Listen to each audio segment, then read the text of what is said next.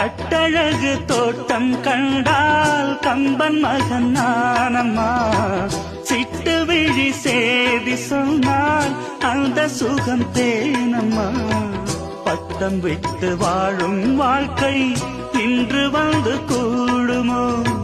சட்டதிட்டம் ஏதும் இல்லா பிள்ளை குணம் ஆகுமோ?